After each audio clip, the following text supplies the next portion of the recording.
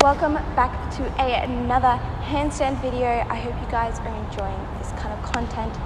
If you aren't and you want to see something else, let me know down in the comments because I love reading them and hearing your feedback.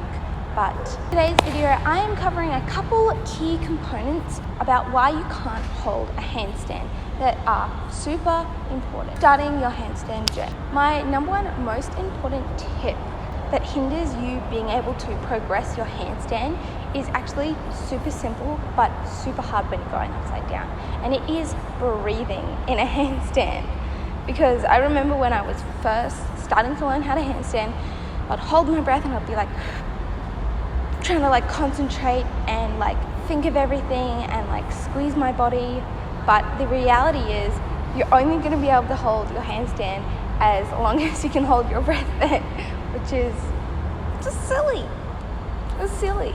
So when you're kicking up into a handstand, you want to think about breathing, because that way you'll be getting oxygen to all of your muscles and your muscles will be able to continue to work as normal compared to when you're not breathing and you're kind of restricting a bit of oxygen. Breathing will also help you to hold that handstand for longer when you progress to that point where you can hold it. My next tip is, if you're not trying to understand your body shape, then you're not going to make any progress, because you need to connect with your body. You need to know what each part of your body needs to do, because if you're not doing that, it's going to make handstanding so much harder. Because when you do know what all of your body parts are doing to get that nice stacked straight handstand, it's going to make handstanding so much more efficient and easier. Whereas this brings me on to my next tip. If your hands are too wide apart, you're going to be using so much more muscle and effort to keep yourself up, which in the long run makes progressing so much harder. So let's quickly go over the straight handstand body shape. So number one, hands shoulder width apart. Next, we come up to your shoulders. Your shoulders, you want to make sure that you are opening them. So here is an example of closed shoulders, and then you want to try and open them up. My next tip, I'll talk about why that's important and some exercises you can do. Next, we come up to your tummy and your core. This one you want to think about sucking in, and I quite often like to say, think about someone grabbing both sides of your ribs and pulling them inwards.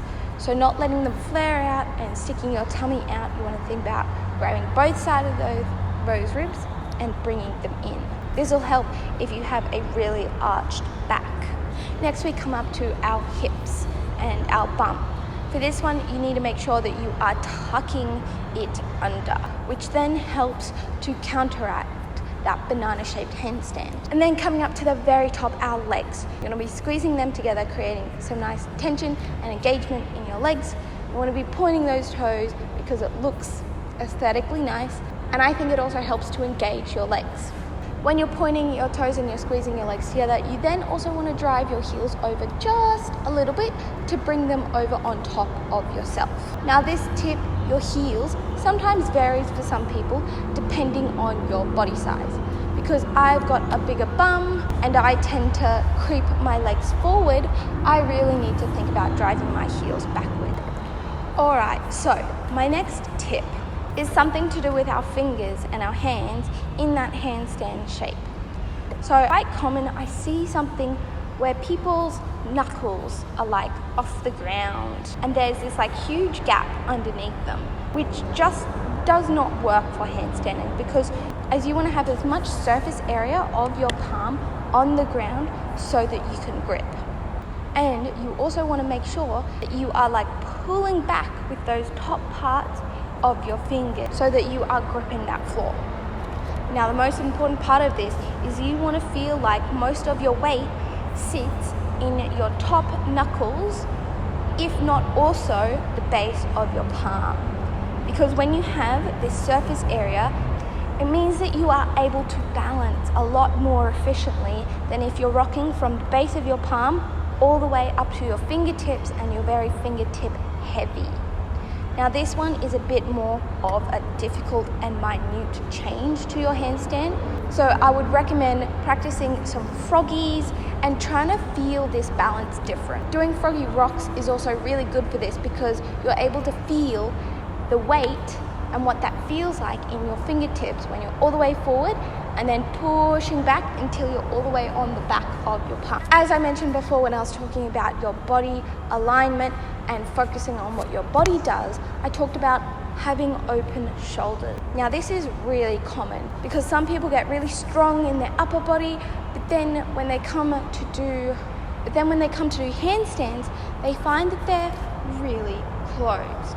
Now this is just because you have a lack of shoulder flexibility and is really easy to fix with some shoulder mobility exercise. I've done a couple videos on this topic and drills, so I will link them up above so that you can check them out if you're struggling with that. My final tip is something that is super important. You're not going to make any progress if you are not training consistently. Sometimes you would think that that's like a very obvious thing, but some people, they're like, oh yeah, I'll just do some handstands here, and then I'll train some more when I feel like it next. Handstands is a skill, like any other thing in life, whether you're learning soccer or any other kind of sports, or if you're trying to gain muscle or lose weight, you have to be consistent. You have to show up and stick to that schedule that you've made for yourself to see improvement and to see progress of what you actually want to get. So if there's the biggest takeaway out of this video, I hope it's to train consistently and try and stick to that schedule that you've set for yourself. I hope you guys found these 5 tips helpful. I really love sharing my knowledge with you guys and helping you improve. I also really enjoy when you reach out and you email me or you write lovely comments down below. I really appreciate that. So please smash that like button if you liked it. It really supports my channel.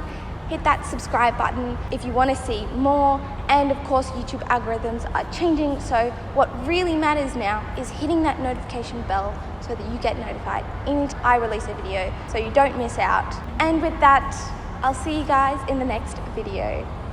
Thanks for watching. Bye.